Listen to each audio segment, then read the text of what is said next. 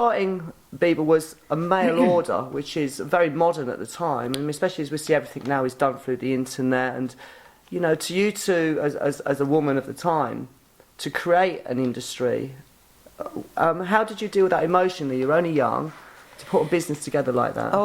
Well, I mean, I'm sort of 100% creative, and when I met Fitz, my husband, when we married, he was in advertising, and he was the one who said, you've got to do mail order, that's the future. And it's very what's happening now, really, websites and so on. And that's when, as I had a lot of friends in the newspapers, they would give me a space and I would illustrate the clothes that we're going to make. And we would get, you know, 100, 200, but we weren't making any money. We're both working during the day, and then at night we used to have to pack this stuff. And it was really, we're just about to give up. And this is very important, actually. Just as you're going to give up something, something amazing happens.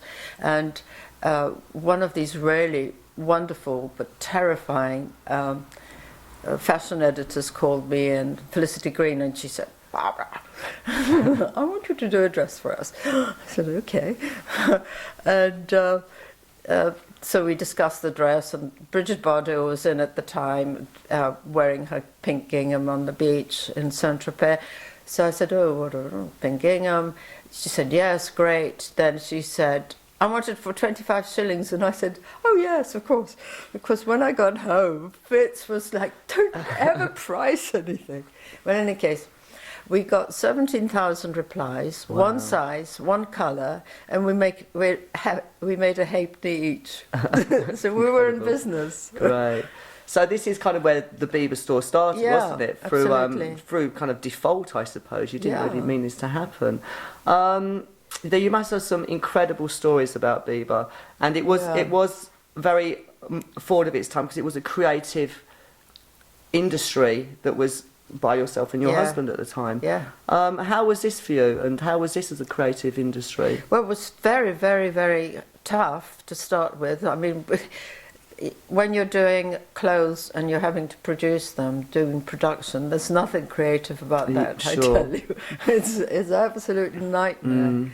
And you're always just like, you know, everything comes out wrong, and you're trying to write it. And it was just keeping the clothes in the shop, because people used to get really angry with you. If you promised them a chiffon blouse and the delivery in the evening, and it didn't arrive, which often it didn't, they would be furious with you. I mean, so it was, and I was always terrified they were never going to come back to the shop. So we were really, but it was an amazing time. It was really fun, because there were two of you, and he did all the production and he did all the business, and he left the sort of dream part to me, and you know, doing the clothes and the...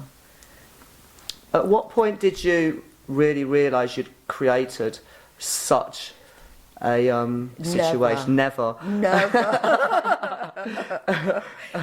I suppose in retrospect, it's a great thing, isn't it? And no, because we never heard anything nice. English will never compliment you. They moan about everything. And we got to such a stage as we got bigger that they don't like rags to riches story. It's like America's quite different. And we would never go out, because Fitz would say, oh, this man is going to come up to me and start saying the buttons dropped off something. Right. And so we didn't really know until when Biba closed. Somebody actually stopped me in the street and said, what am I going to do to buy my love?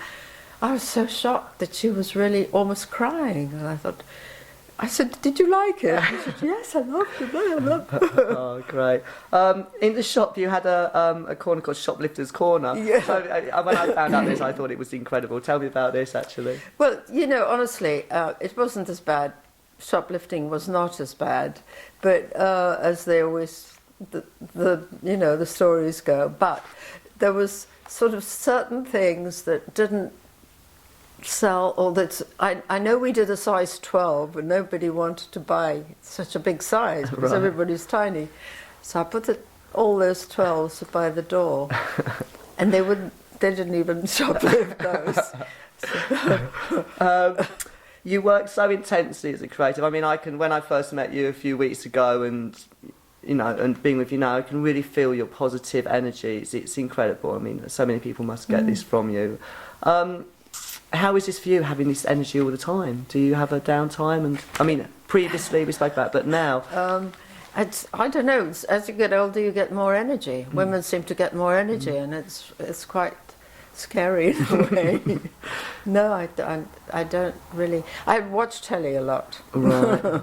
And you enjoy your life, you enjoy your legacy, and you enjoy what you're doing now? Well, I love being in America, which is very interesting because it's a completely different mindset. You're only as good as you are at that moment. Past has no meaning. It's really quite interesting. Yeah. There's absolutely no retro, which I find that's very nice. Because when you come here, it's all about Biba. Yeah, sure. And the past and the 60s, which is lovely. I love it too. But there, it's very interesting, the way. I mean, and nobody even knows. I mean, in Miami, this girl said to me the other day, "Are you an Englander?" I said, "You mean English?" They don't know we're Englanders.